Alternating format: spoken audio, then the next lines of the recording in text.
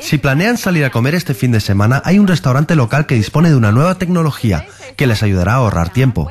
El investigador sobre consumo Adam Murphy está con nosotros en directo con más información sobre nuevos dispositivos para camareros que aportan un mejor servicio al cliente. Adam.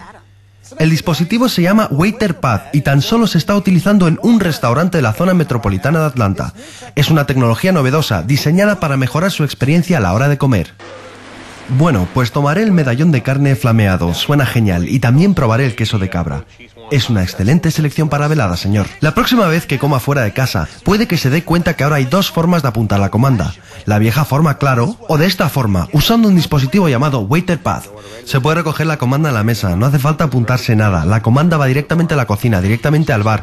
Así pasan más tiempo con los clientes y en teoría no tendrían que alejarse de la mesa. Excelente selección para la velada. Los camareros usan el dispositivo WaiterPad en Robert's Tapas Bar en Duluth. Los empleados enseguida pueden apuntar una comanda con esta tecnología e instantáneamente enviarla a la cocina.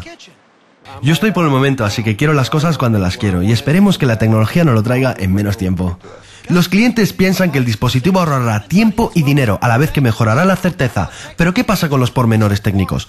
Por ahora los empleados no han experimentado ningún problema. Pueden escoger cualquier botella de vino, dar anotaciones y ver los detalles que les aparecerán a la mano, además de anotaciones sobre la comida. Una de las mejores opciones de este dispositivo es que se está añadiendo nueva tecnología al sistema para proteger su identidad.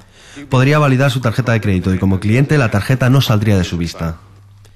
El WaiterPad funciona mediante una frecuencia de radio, no de Wi-Fi, así que hay pocas posibilidades de que la señal se corte. Ahora, WaiterPad no es el único dispositivo que se está utilizando en restaurantes, así que esperen ver más sobre este tema en el futuro.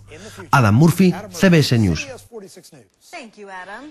And now let's get a look at Friday afternoon's commute. Here's Nikki Frierson with CBS 4.